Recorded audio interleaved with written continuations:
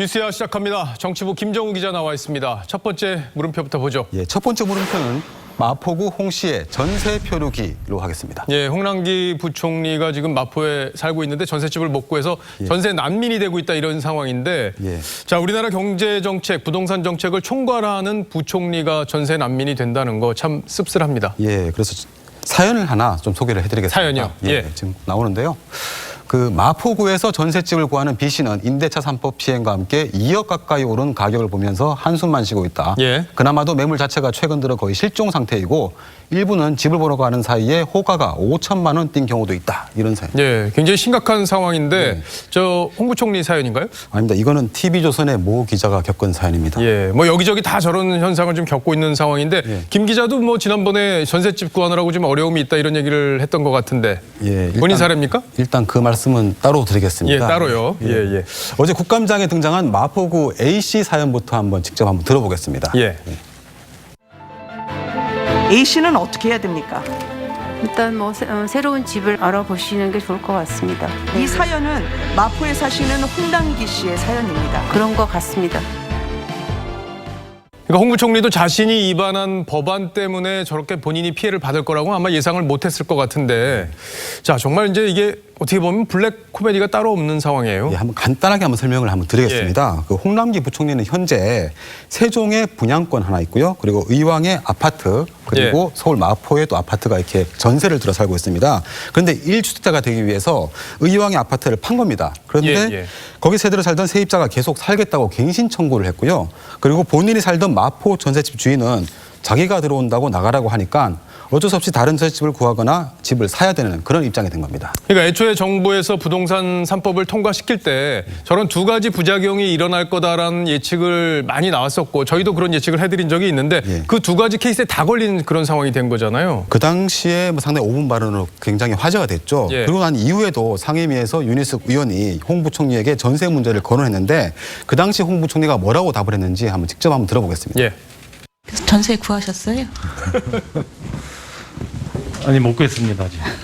마포구 염리동에 매물이 3개밖에 없고 가격이 1년 동안 2억 5천이 올랐다는데 요즘에 이제 인터넷 커뮤니티나 이런 데 보면은 이제 전세를 구하려다가 뭐 줄을 서 있고 뭐 돈을 내고 전세를 보러 간다 뭐 이런 얘기까지 지금 기사화되고 있던데 그래서 지금 홍 부총리 사례가 이미 합성이 돼가지고 인터넷에 지금 나오고 있습니다. 아, 그래요? 예, 그래서 뭐 홍 부총리도 가위바위보 연습하라.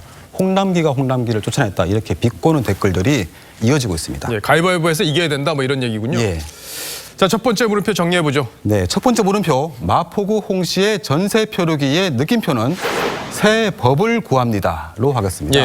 그 아까 보셨다시피 홍 부총리 사연에 대해서 김현미 장관은 새로운 집을 알아보라 이렇게 답을 내렸죠.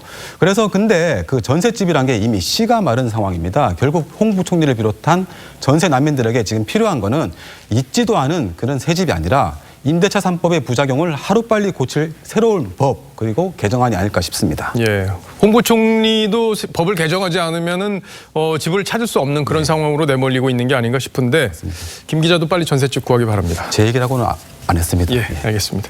다음 물음표로 가보죠. 예, 두 번째 물음표는 프로파일러 이수정의 마른 냄비로 하겠습니다. 예, 범죄 심리학자 이수정 교수가 국민의힘에 합류하면서 지금 이제 여당 지지자들로부터 이제 굉장히 여론의 문매를 맞고 있는 그런 상황이잖아요. 예, 맞습니다. 그 국민의힘 재보선 경선 준비위에 얼마 전에 합류를 했습니다. 그래서 그 소식이 전해지자마자 엄청난 악플이 쏟아졌는데 이 교수는 뭐 어차피 욕하다 지치면 안 한다면서 그냥 내버려 둔다고 했습니다. 예. 냄비가 계속 끓지는 못하잖아요. 네, 물이 다 뭐 마르면은 뭐 냄비가 타고 끝나겠죠 뭐. 근데 이 교수가 이제 강력범들의 심리를 분석을 해왔기 때문에 멘탈도 굉장히 강하다 이런 얘기들이 지금 있던데 그래도 이제 워낙 공세가 심하니까 신경이 좀 쓰이겠어요. 예, 이 교수 본인도 인생에서 올해만큼 악플을 많이 받아본 적이 없다 이렇게 말할 정도였습니다. 내용을 보면 뭐 숨어있는 토착 외구의 부역자였다. 토착 외구요? 예, 뭐 범죄 심리학 전공인이 범죄 집단에 들어가나 뭐 이런 근거 없는 비난과 비판 일색입니다. 예, 참 힘든 시간일 텐데 자, 근데 원래 저 이 교수가 진보 쪽에 좀 가깝지 않았습니까? 예, 그래도 뭐 지난 그 4월 총선 때 민주당에서 영입을 시도했는데 예. 이 교수가 수락하지 않은 걸로 알려져 있습니다. 그런데 얼마 뒤에 그 박원순 시장 성추행 의혹 사건이 터졌고 이때 이 교수는 의혹이 아니라 분명한 사건이란 주장을 내놨습니다. 그때 이제 여권 지지층과 거리가 생긴 결정적인 시점으로 보이는데요.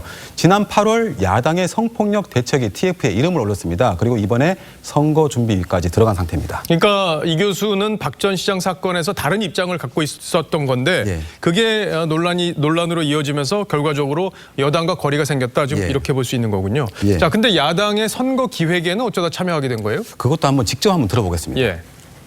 이게 이제 여성에 대한 어떤 침해 행위로 인해서 결국은 지자체의장이 물러난 그 자리를 채우는 거잖아요. 그렇죠. 결국은 네. 어차피 저는 정치를 할 생각이 없기 때문에.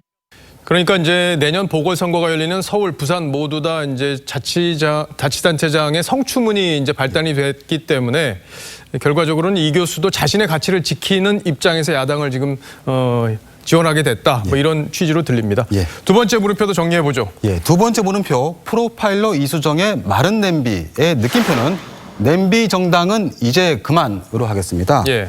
그 대형 사건이 발생하면 뭐 우르르 몰려가서 TF 만들고 뭐 대책 마련하겠다 이렇게 목소리 높이다가 그러다 금방 식어버리면 다른 냄비 찾는 건 어차피 여야 정당 모두 지적을 받는 내용입니다.